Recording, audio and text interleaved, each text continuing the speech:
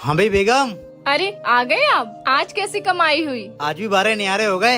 ये लो पकड़ो गड्डी है।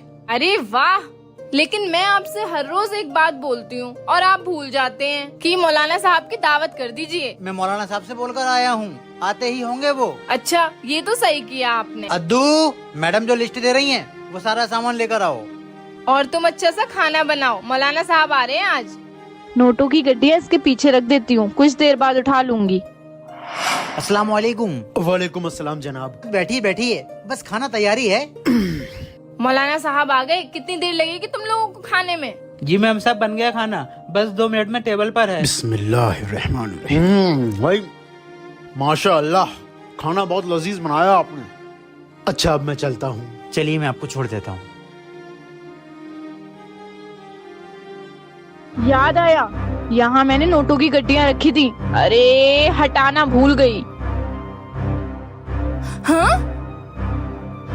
एक गड्डी गायब है। 4 गड्डी थी, ये 3 गड्डियाँ हैं। जरूर इन नौकरों का काम है। इधर आओ दोनों लोग। क्यों? नोट की गड्डी किसने चुराई है? देखो शराफत से पूछ रहा हूँ, बता दो, वरना पुलिस के हवाले कर दूंगा, मारूंगा वो अलग। साहब मुझ पर यकीन करिए, मैंने नहीं की ये चोरी। साहब मैंने भी चोरी नहीं करी है। क्यों? बताओ कहाँ है नोटों की गड्डी? क्यों? बताओ कहाँ है नोटों की गड्डी? सुनिए, कहीं मौलाना साहब ने तो नहीं चुरा ली नोटों की गड्डी। ए, ये कैसी बातें कर रही हो तुम? मौलाना साहब चोरी करेंगे? मुझे तो लग रहा है इसी ने चुराए होंगे पैसे।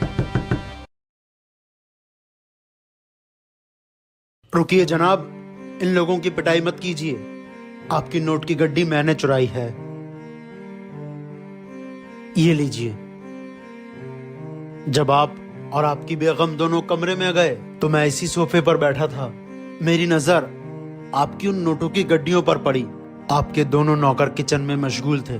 मैंने सोचा मुझे कोई देख नहीं रहा है, इसलिए मैंने नोटों की एक गड्डी उठा ली। मौलाना साहब आपने चोरी की? बहुत शर्म वाली बात है ये। यही तो मैं सोच रहा हूँ कि आज मेरा ईमान बहक कैसे गया।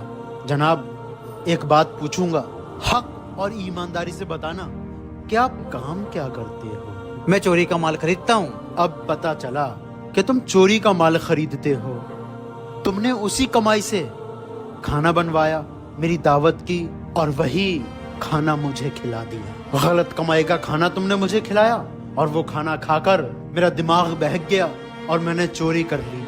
आज समझ आ गई कि बड़े बुजुर्ग इसीलिए कहते थे कि जो सूद खाता हो, चोरी करता हो, चोरी का माल खरीदता हो, उनके घर कुछ नहीं खाना चाहिए, क्योंकि उनके घर का कुछ भी खाने से ईमान कमजोर पड़ जाता है। हाथों